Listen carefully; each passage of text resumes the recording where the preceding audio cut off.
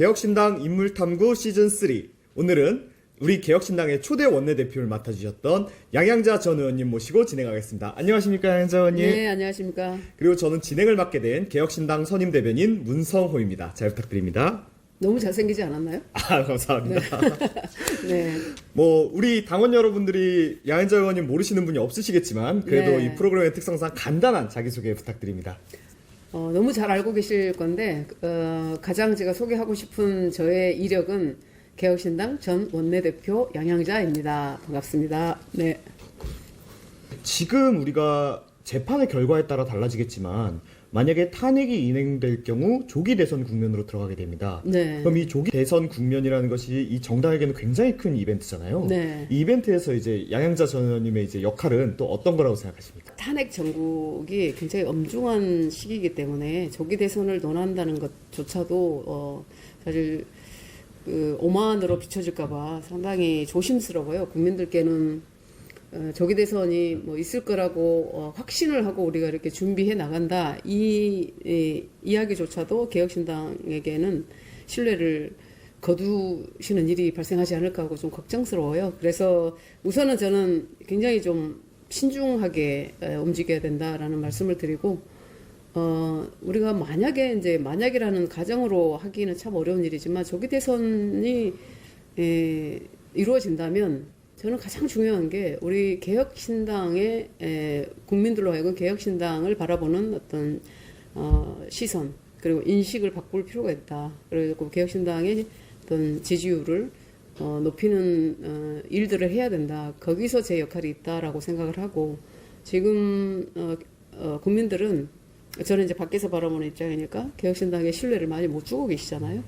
그래서 우리가 걱정해야 될 것은 개혁신당에서 함께 어떤 정치 활동을 하고 있는 우리 대변인님을 포함해서 정말 많은 분들이 정치적 성장과 또 국가의 미래를 준비하는 그런 주체로 인식되어지는 일이 굉장히 중요하다. 그래서 이 조기 대선만큼 국민들께 설명하고 설득하고 신뢰를 받아내는 기회가 없는 거예요.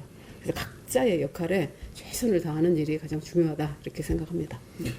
아무래도 개혁신당이 3당이다 보니까 조기 대선이 만약에 열린다면 이 국면에서 다른 당들보다 좀 더 강점을 가지기 위해서는 재빠르게 움직일 수밖에 없다. 이런 의견들도 많은데요. 이런 부분에 대해서는 어떻게 생각하세요?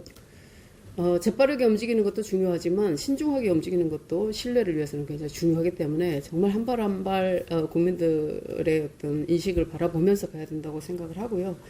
3당이 아니고 우리는 유닉한 정당이죠. 유닉한 정당. 네. 그리고 양양자 보유정당, 이준석 보유정당, 우리 문성호 보유정당. 예.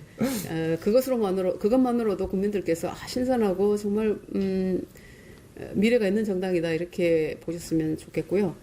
그 조기 대선이 열린다면 우리는 현실적인 인정도 해야 되는 게 우리가 이 조기 대선을 통해서 국정 운영의 주체가 되는 것은 사실은 어렵다고 봐요. 그렇죠. 그러면 저는 저의 입장에서는 이준석 우리 의원이 걱정할 게 없죠. 인지도 국민들 모르는 사람 없고 그리고 워낙 혼자 잘 뛰기 때문에 우리가 이준석을 걱정할 일은 없잖아요.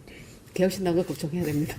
그래서 저의 역할은 개혁신당을 어떻게 하면 그 국민들로부터 정말 인정받는 그런 정당을 만들 것인가에 대한 고심을 제가 하고 있는 것이고 그에 대한 역할을 할 것입니다. 조기 대선에서의 역할은 저는 우리의 어떤 비전, 우리의 목표, 우리의 정책 이런 것들을 제대로 만들어서 국정 운영의 주체가 되는 정당에게 저는 힘을 실어줄 생각이에요. 네, 힘을 실어서 거국 내각처럼 함께 국정 운영을 할 수 있어야 된다. 저는 그렇게 생각을 하고 있습니다. 그렇다고 해서 뭐 어느 정당으로 합류되고 그런 것은 아니고 우리가 작은 정당이지만 캐스팅 보트 역할을 확실하게 할 수 있는 정당이 되려면 우리가 확실한 정책들을 국가 미래 경쟁력 강화할 수 있는 그런 정책들을 마련하는 것이 중요하다라는 말씀드리고 제가 한 예로 드리고 싶은 말씀은 지난 대선에서 윤석열 후보와 안철수 후보가 있었잖아요. 네. 근데 윤석열 후보와 안철수 후보가 후보 단일화뿐만 아니라 그 흡수합당이 돼버렸단 말이죠. 네. 그런 상황에서도 제가 만약에 안철수 후보였다면 저는 당시에 어떤 국정 운영의 주체가 됐었을 것 같아요. 그래서 한 분야를 과학기술이든 그런 분야를 맡아서 국정 운영에 견제도 하고 또 협력도 하면서 정말 대한민국의 어떤 그 정책적인 부분들 그리고 글로벌 어떤 이런 전쟁에 대응하는 그런 국가의 경쟁력을 강화시켰을 것 같은데 그런 부분이 너무 아쉽다는 생각을 하고 있어요. 그래서 우리도 개혁신당의 어떤 정체성과 비전과 목표를 가지고 우리가 하고자 했던 이 국정 운영의 어떤 한 축을 우리가 담당할 수 있었으면 좋겠다 이런 생각을 하고 있고 그래서 저도 이제 정치 10년 차거든요. 네. 10년 차인데 누구보다도 사실 스스로가 좀 유니크하다고 생각을 해요. 첨단 산업 분야에 뭐 30년의 경력은 아무나 있는 게 아니잖아요. 그래서 지금 트럼프 2기에서의 어떤 정책들에 대해서 우리가 대응할 수 있는 그런 역량을 그래도 다른 당보다 가지고 있다라는 것 장점. 그리고 저는 이제 국가인재원장을 했어요. 네. 국가인재원장이 뭐 하는 자리인 줄 아세요? 국제위원장의 어떤 의미? 국가공무원 인재개발원장이 이제 풀네임인데 이게 국가직 공무원들을 교육시키는 기관의 원장이었어요, 제가. 그러다 보니까 국가인재원장으로서 국정 운영이 어떻게 진행되는지 그리고 국가 시스템이 어떻게 되어 있는지 그리고 무엇을 혁신해야 되는지를 제가 너무나 잘 배운 계기가 됐었어요. 국가가 어떻게 돌아가는지 그리고 시스템이 어떤지 그리고 대한민국의 정치가 아무리 혼란스러워도 공무원들이 제대로 바로 서 있으면 국가는 앞으로 간다 이런 저는 또 자부심도 느꼈고 이제 그런 경험 그리고 또 국회의원 4년 했던 입법부의 한 일원으로서 행정부를 견제하고 또 감시하는 그런 기능도 제가 해봤기 때문에 그런 경험 또 이준석 의원이 당 대표로서 또 활동을 이제 선출직으로 활동을 했잖아요. 네. 저도 민주당에서 최고위원을 2번을 선출직을 하면서 정당의 어떤 운영이라든지 정당의 시스템이라든지 정당의 어떤 이런 구조라든지 이런 것들을 제가 훨씬 더 많이 배웠죠. 오랜 시간 동안 제가 최고위원을 했었기 때문에 네. 그래서 그런 역량을 이제는 한 정당의 일원으로서도 그렇고 개혁신당의 어떤 경쟁력을 키워서 국정 운영에 참여할 수 있는 그런 일원으로 제가 활동을 하고 싶다 이런 생각을 하고 있습니다.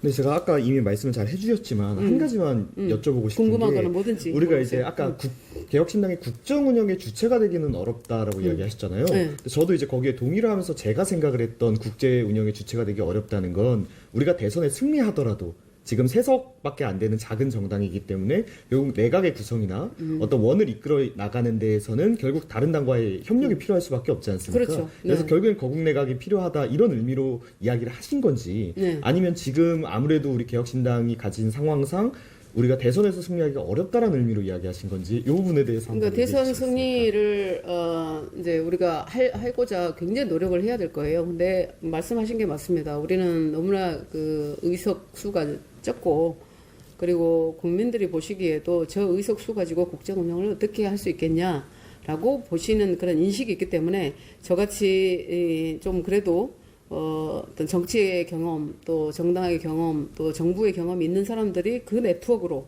국정 운영에 참여시킬 수 있는 힘이 있다라고 느껴지게끔 네. 그렇게 인식되게끔 그런 신뢰를 받을 수 있게끔 하는 역할을 제가 하겠다 이런 말씀을 드립니다. 그러면 오히려 우리가 작은 정당인 것이 이 국정 운영을 협치해 나가는 데 있어서는 오히려 장점이 될 수도 있겠네요. 그렇죠. 그러니까 세 사람이지만 사실 세 사람의 역량은 아마 300명의 역량과도 같지 않나. 그런데 오만해 보이면 안 되기 때문에 휴브리스 그 오만함은 굉장히 큰 어떤 시련이 다가오기 때문에 그래서는 안 되고 우리가 차분히 이 대선 국면을 잘 대응해 나간다 그러면 국민들에게 신뢰를 받을 수 있는 가장 좋은 어떤 정치 이벤트다 이렇게 생각을 해요. 근데 이제 우리 당원분들께서 워낙 이준석 의원에 대한 지지가 높다 보니까 만약에 다른 분들이 뭐 이렇게 그 우리 개혁신당의 이름으로 대선에 참여하는 분들을 비판적으로 본다든지 조롱한다든지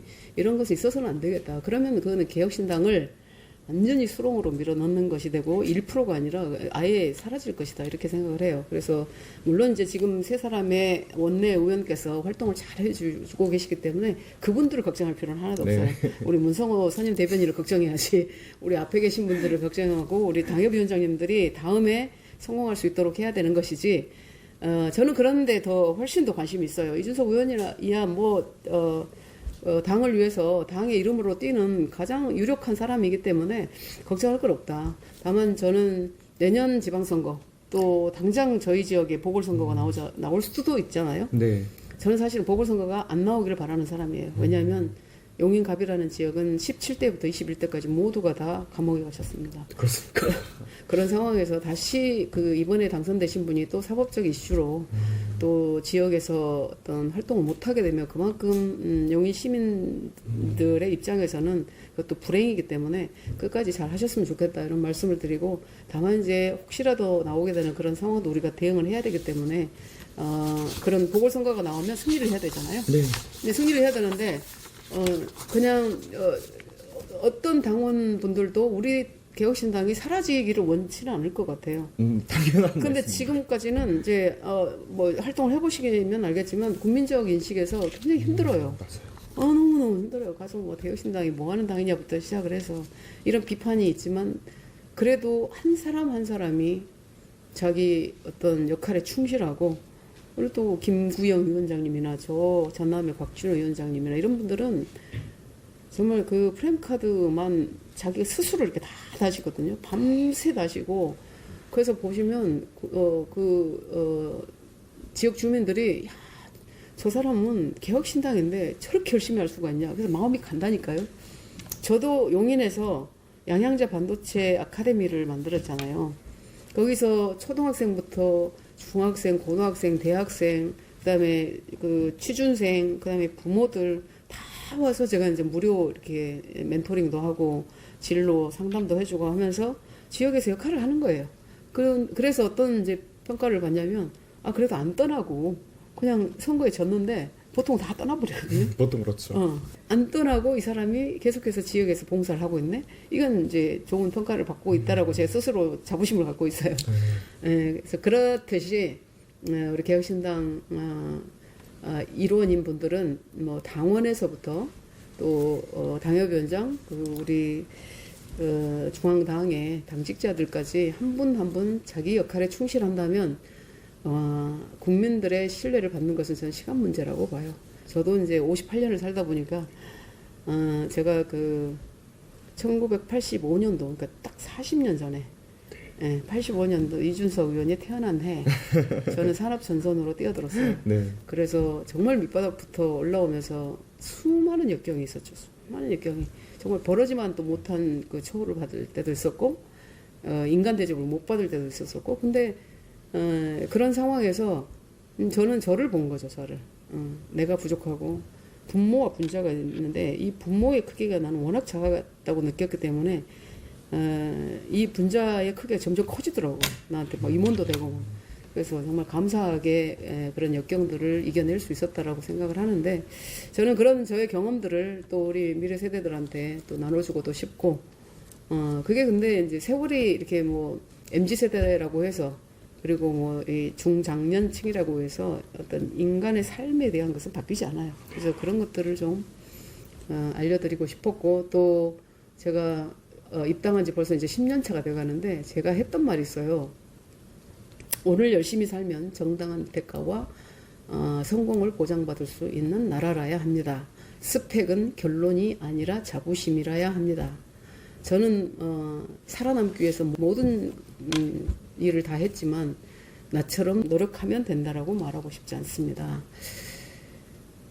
그것이 우리 이준석 의원의 오늘보다 나은 내일 그것과 관통해 있었어요. 그것이 희망이고 그래서 한국의 희망 개혁신당이 된 거예요. 진짜 우리 개혁신당이 앞으로도 인정받기 위해서 우리가 계속해서 제가 강조하지만 한 사람 한 사람 자기 역할에 충실하면 된다. 남을 볼 필요가 없어요. 내 역할에 충실하고 내가 국민들께 인정을 받고 그런 일이 중요하다 이렇게 말씀을 드립니다. 그럼 당원 여러분들께 마지막으로 짧게 한 말씀 부탁드리겠습니다. 정당이라고 하는 것은 제가 삼각형을 그렸잖아요. 이게 삼각형의 맨 위가 정체성, 비전, 목표, 철학, 가치 요게 있어요. 그리고 세력, 그 다음에 이제 국민들께 알리는 언론력이 있거든요. 이렇게 이루어져요. 그런데 이제 제가 이준석 의원과 처음에 합당을 결정했던 것이 요것을 한국희망으로 가자. 그래서 동의를 받았던 거거든요. 네. 그리고 이준석 의원의 어떤 그 세력이 그래도 강한 지지층이 있었잖아요. 한국의 희망보다도 뭐 10배쯤 많은 그런 지지층이 있었고, 그리고 언론 대응력이 워낙 좋았기 때문에 우리가 이걸 잘 나가면 개혁신당이 제대로 정당의 모습을 갖출 수 있다 했었는데, 우리 당원 여러분들이 이 세력을 형성하고 계셔요. 그래서 저는 뭐 다 그렇게 생각을 하시겠지만 모든 것을 우리 국가에 두고, 국가와 국민에 두고 정당이 존재한다라는 것, 그리고 그것을 위해 국가의 발전을 위해서 우리들의 내일을 위해서 함께 노력하는 그런 당원 여러분들이시기 때문에 제가 믿고 가겠습니다. 고맙습니다.